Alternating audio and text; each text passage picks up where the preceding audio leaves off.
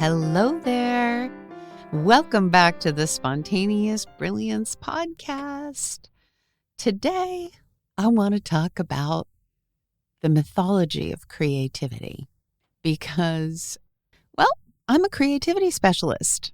I spend all day coaching and consulting and working with people on their creativity and their communication. And I gotta say, after all these years in theater and all these years taking sort of the creative life for granted, I was really pushed, if you will, by the universe, by my own brain, and by my daughter, Shelley, into writing the book, Spontaneous Brilliance, because of my convulsive reaction to the way creativity was being talked about at the time that I started the book. And back, probably now, I'm going to say it's easily 8-10 years ago that Shelley and I were working on a project together, and we shared a big office, and she was clear at the other side of this big office editing some video or something. And I was sitting in front of my computer and I was watching TED Talks and YouTube videos of people talking about creativity and what it was. And it was making me insane. I was yelling at the screen. I was arguing with these people in the middle of their TED Talks. I was debating their word choice. And finally, Shelley just goes, "Mom, I already know what you think, and they can't hear you. Would you please just write a book?" And there it started. What I was so frustrated about is that mythology that surrounds creativity. I cannot tell you how many people from every walk of life, every age of student, and even teachers and thought leaders and business people, managers, executives that say, "I'm not very creative," or they have a tendency to divide people and include themselves in the division between creative types and non-creative types.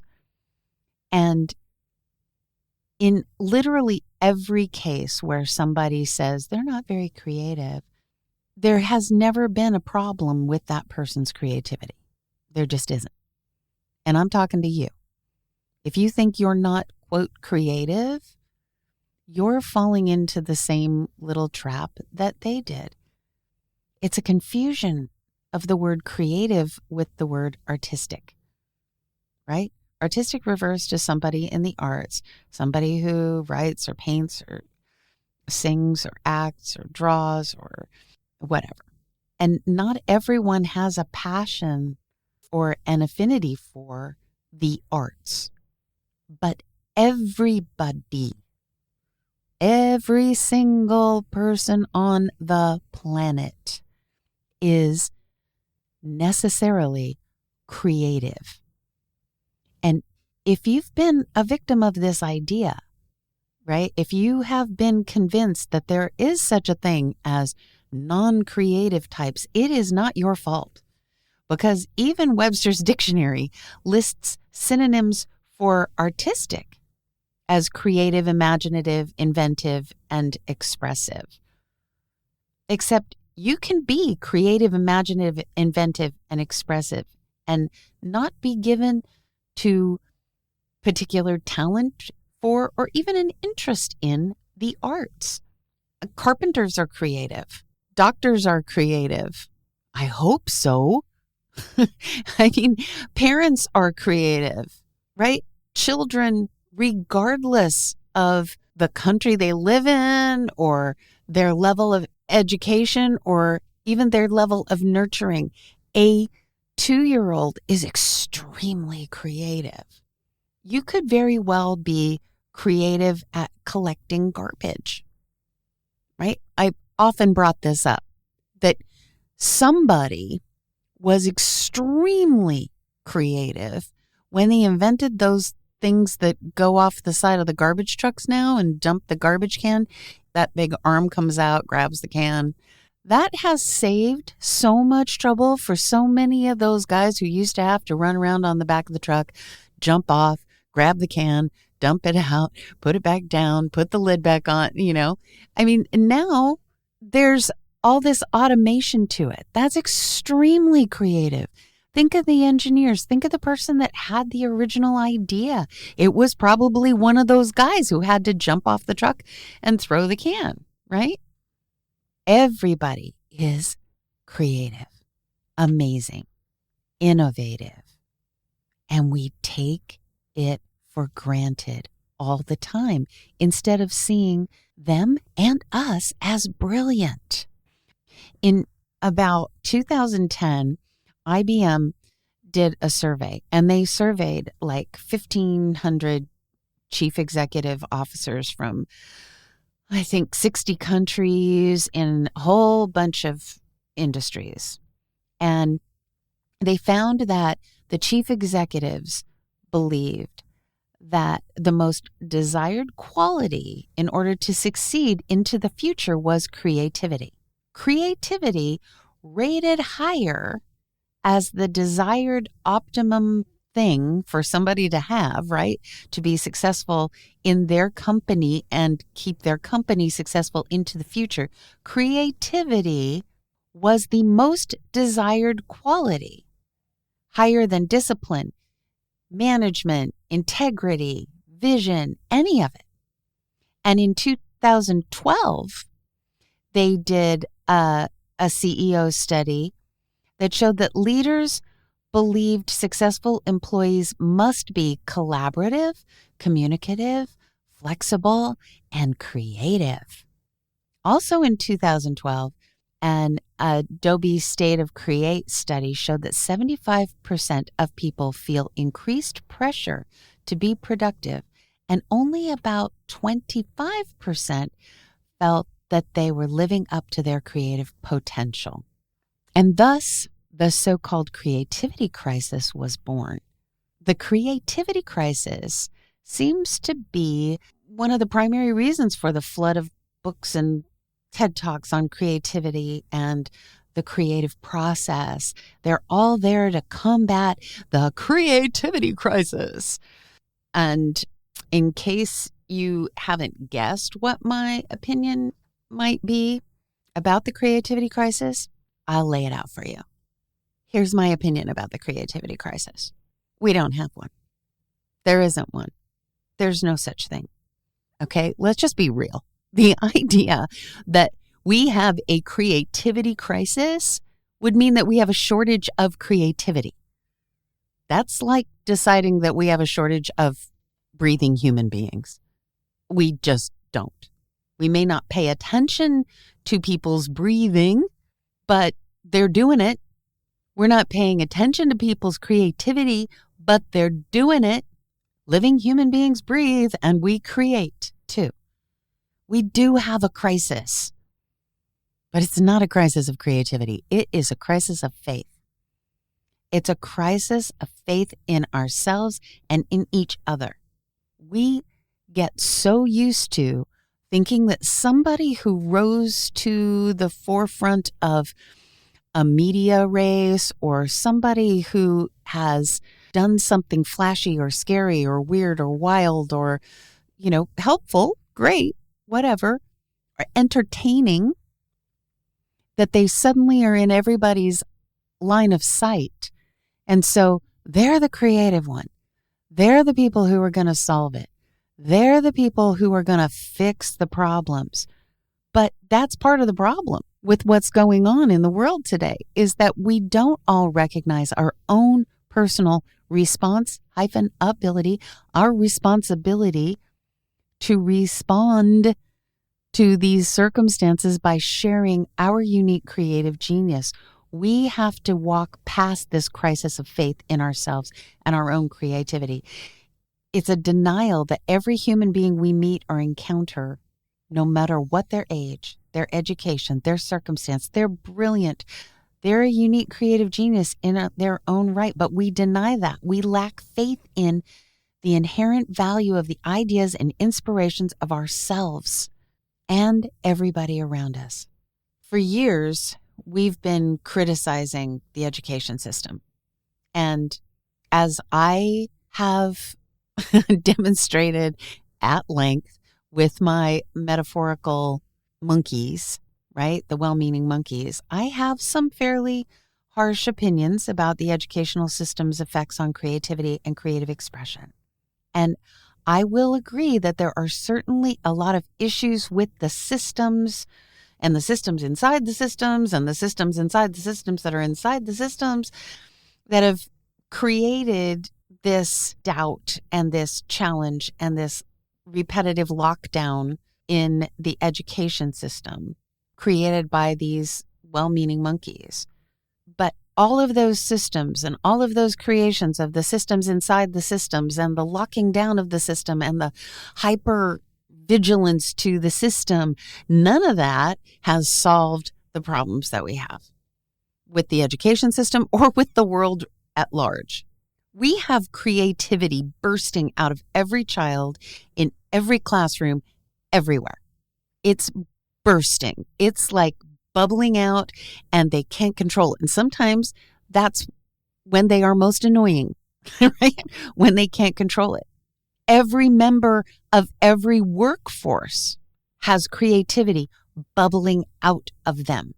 Every room has a room full of people with creativity just exploding within them.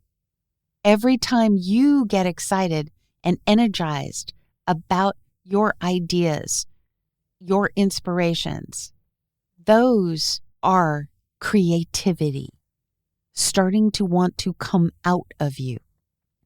The problem is most of us don't let it out, and the system doesn't like it to come out. The problem isn't solved because you cannot fix something that isn't broken. Our creativity isn't broken. Our understanding of creativity is what's broken. Our devotion to the system is what's broken. Even the most brilliant, well-meaning monkeys don't seem to realize that they are trying to codify a process that has no reason to exist except to respond to the problem that they're helping to create. They're fundamentally misunderstanding and mischaracterizing creativity. To paraphrase our friend Mr. Einstein, right? They are trying to solve a problem at the same level of thinking that created it. Creativity is not the problem. Judgment is the problem. When I started to write the book, Spontaneous Brilliance, I wanted to have a definition of creativity that I could get behind. I went looking for it. I went searching everywhere. And one of my great favorite people to listen to is the late, great Sir Ken Robinson. I adore that man. I love his TED Talks. I love his books, everything about him. Okay. And when I started writing the book and I started looking for the definition of creativity, eventually, not too long into that search, I went to look and see if Ken Robinson had defined creativity. And I found out that Ken Robinson had been made like the head of a commission in the UK to develop a national strategy on creativity. And this commission actually defined creativity. And so I'm going to read you what their definition of creativity was. The process of having original ideas that have value. Oh my God. When I heard that, I could barely contain myself. Not in a good way. Not in a good way at all. It freaks me out that such beautiful, brilliant, lovely, nurturing, engaged minds could sit down and come up with that. I mean, it's such a backwards perspective on creativity. And as much as I deeply respect Sir Ken Robinson, that definition, I think in the book I called it deeply flawed. I'm just going to say it sucks. It just stinks. It breaks my heart to think that these folks who are trying to create inspiration and ways to change the education system literally define creativity as a judgment process. Okay. So I'm going to talk to you about the words in there. There's 9 words. The process of having original ideas that have value. Okay. 2 of those words make me nuts. If I had to say the one that makes me the most nuts, it's possibly value. Creative ideas have value. Of course they do. Ideas have value, period. They absolutely do. But in this statement, the process of having original ideas that have value, I would love to ask Sir Ken if he were still alive and I could get a hold of him. I'd love to ask him, of value to whom? Of value judged by whom? I never, ever, ever thought in a billion years that I would feel like Sir Ken Robinson and his commission sounded like well-meaning monkeys. Because what the monkeys think is valuable and what the fish thinks is valuable are 2 completely different things. We have to respect the creative thoughts of everyone. If we judge those thoughts, which is what a word like value suggests, calls for, then somebody, and not the somebody having the thought, mind you, is deciding whether or not the thought is valuable, worthwhile, needed, wanted. And if we judge an idea based on its believed potential outcome, we all know here that in this metaphorical metaphysical guide to life, we are in a 24/7 improv on the great stage of life. And the last thing we do is block. And the more attached you are to the outcome, the more likely you are to block. So this definition of creativity is completely attached to the outcome. Because how can you judge the value of an idea that hasn't resulted in anything yet? You're judging whether or not you're going to participate in the creation. It's infuriating. Imagine all the things that wouldn't be on the planet if the idea stopped when another person judged it to have no value. One of my favorite stories that illuminates this is J.P. Morgan helped fund Edison's light bulb. And one of the first things that they did is they actually put electricity into a house. And so they invited a bunch of the elites over to this house and had a party. And partway through this, they did the demonstration where they went from the candlelight and the kerosene light, and they turned all that off and turned on the electric light. And everybody was, ooh, ah. And J.P. Morgan's father threw a fit when J.P. Morgan wanted to invest further and was using that as a demonstration for the efficacy of the light bulb. He was like, it's a parlor trick. It's not a thing. It's not something that actually is going to change anybody's life. Edison saw value in his own ideas. And J.P. Morgan saw value in the idea. But if his dad's version of value had been the one that everybody listened to, where would electric light be? The same kind of stories exist about telephones and televisions and cars and all kinds of things. We know that they do. The idea that a creative thought must be judged because of its value presupposes that there's some way to universally judge that value. And there is, but not what any well-meaning monkeys might believe it to be, because the validity of creation does not rest in the mind of the critic. The validity of creation rests in the heart of the creator. The validity of creation doesn't rest in the mind of the critic, only in the heart of the creator. I said that twice on purpose. It's your heart. If you're the creator, which you are all the time, you're creating all the time. You are creative all the time. Your heart is where you look to find if that creative thought has value. The second word I have issue with is in the first part of that definition, the process of having. What do they mean by having? We already know that having an idea is instantaneous, okay? It's not a process. Having an idea is not a process. We've talked about this in some earlier podcasts, and I talk about this all the time.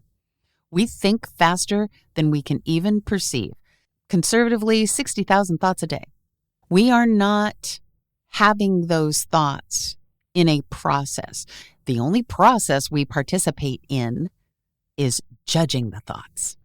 And so that's why I said to you, let your heart be the judge, right? Let's get away from judging our thoughts and trying to censor our thoughts and trying to make sure that it's right before it comes out. We have ideas instantaneously, faster than instantaneously.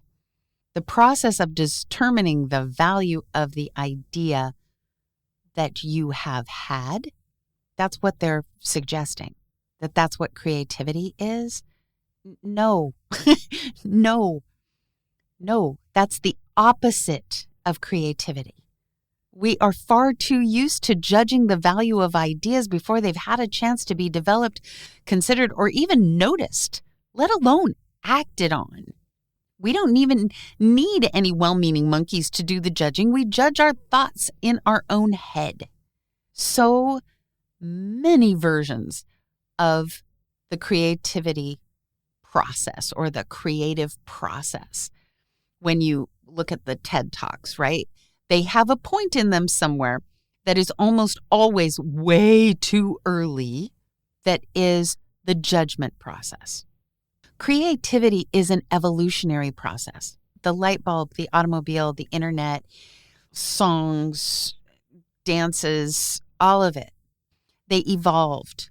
They were only allowed to do that because they were nurtured by their creator before they were judged. The judgment of a creation that has taken place is far different than the judgment of the thought that could lead to the creation. Think about it. If you judged works like Dylan's Along the Watchtower or the Beatles' Get Back, when they were the first original idea, they might not have happened. And I like some songs and I don't like some other songs. But I only get to have that opinion. I only get to have that experience because the creator of the song followed their creative process and found that song. I have another word that bothers me. It's not a word in their definition of creativity. It's not one of these 9 words. It's not the process of having original ideas that have value. It's a word that's missing, and that word is action. We have to offer our ideas. The difference between imagination and creativity is that creativity requires action. Sir Ken actually said creativity requires outcomes. He said that in a different circumstance, but that would seem to nullify or discount his own definition, his committee's definition. The process of having original ideas that have value, if that's the definition of creativity by that committee, and his point of view is that creativity requires outcomes, that seems to cancel each other out. Creativity is not having the idea, it's using the idea. It's developing the idea, building on it, adding to it, adding more ideas, and finally creating something out of them. Creativity is a process, but it's not the thought that is the process. It's what one does with the thought that is the process. Creation requires us to do something with the thoughts. Just like in acting as in life, it's not about what you feel, it's what you do We're in the metaphorical, metaphysical guide to life, and it all circles back around, doesn't it? It's about what you do. This may sound a little bit pretentious, but my answer to not being able to find a definition of creativity for my book, Spontaneous Brilliance, is that I wrote my own. So this is my definition of creativity. Creativity is the conscious and deliberate evolutionary process of developing a thought or thoughts in the imagination and then taking action on those thoughts in order to manifest change, alter perception, enhance understanding, or to bring into being something as yet unrealized in our awareness or physical reality. I would say that again, but you can always just rewind it. It's a little longer than theirs, but it's about the process and taking action. It's about developing the thoughts in the imagination. I would love to talk to Sir Ken and his committee about this, but I'm here talking to you, so let's just keep doing that.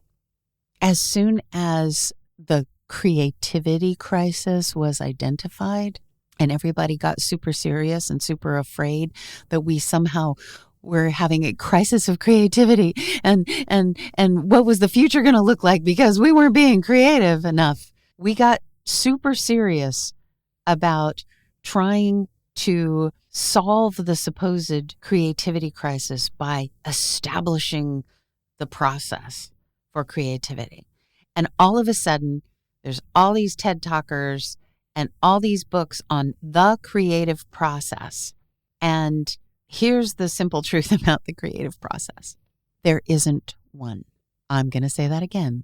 There isn't one. Hear the difference? There isn't one. The creative process does not exist. There are as many creative processes as there are individual human beings on the planet. It is not a step-by-step, exactly ordered process that is followed like a recipe with standardized results. Our system and the well-meaning monkeys among us really, really, really want a group answer, a universal answer. And the truth is, there is no group answer because there is no group. There is no one-size-fits-all answer because each of us singularly has a unique purpose and passion, which we were born to discover and nurture and bring to light ourselves. The key for each of us is to develop our own process that fits our unique creative genius. We have to honor our thoughts, our ideas, our imaginings. And that is how we will find our unique process. I don't have to teach you to become creative. You are. You just need to become aware of and have faith in how creative you are and start to learn how to create on the great stage of life. Thinking is creating. Just as you're thinking thousands and thousands of thoughts a day, you're also creating constantly, 24/7, 365 days a year. You are creating. Mary Morrissey said this. She said, "Everything is created twice. It had to be a thought before it could be a thing." Just like Edison's light bulb, right? Lao Tzu says, "Watch your thoughts. They become your words. Watch your words. They become your actions. Watch your actions. They become your habits. Watch your habits. They become your character. Watch your character. It becomes your destiny." We have 100% responsibility for our own lives. Or to say it in actor speak, your talent lies within your choice. That means your creativity, how much you create. Your creative process is a matter of choice. We are creating our lives. And if we abdicate that responsibility, then we're giving up on what we came here to be, do, and share. Please don't do that. Your creativity is your ability to actively and consciously focus your thoughts and then take action on them. We're all creating because we're thinking. The trick is to become a conscious creator, to learn to create intentionally, purposefully, and with focus. Creativity is a practice. It's not a trait. All those people over the years that told me they weren't very creative, of course they were. They just weren't aware. Creativity is a practice. It's not a trait. It's not something you're born with or without. You've got it. You just need to practice it. The practice requires acknowledging your spontaneous thoughts, using your imagination, setting a clear intention, and taking specific action, taking inspired action. And I know that you are a unique creative genius. You are capable of, and you just are creating magical, miraculous, powerful things every moment of your life. As Mike Dooley would say, thoughts become things. Choose the good ones. And that's where I'm going to leave you. Your thoughts can become things. Choose the good ones. Nurture them. Love them. Honor them. Respect them. Get them out there. Your ideas are valuable. You are valuable. You are a unique creative genius. I know that for sure. If you don't know it for sure yet, just rest in my faith until you get your own. Okay? But keep growing at it and working at it because you are needed. How do I know that the world needs you? Because you're here. All of us were born on purpose. So follow your purpose. Get out there, create, be your beautiful creative self. And as always, when in doubt, offer. If in doubt, remember you're probably blocking. Accept everything as an offer and enjoy. The Spontaneous Brilliance podcast is brought to you by Miracle Communications Group. Our producer is Michelle Oneida. Sound engineer is Corey Michaels at Corey Michaels Productions. Music is composed by Rex Miller. And I'm your host, Sandra Kavanaugh. You can learn more about me and all things Spontaneous Brilliance at sandrakavanaugh.com or spontaneousbrilliance.com. And please join the conversation here at the Spontaneous Brilliance podcast by emailing us at podcast@spontaneousbrilliance.com. And have a beautiful, glorious, blessing-filled day.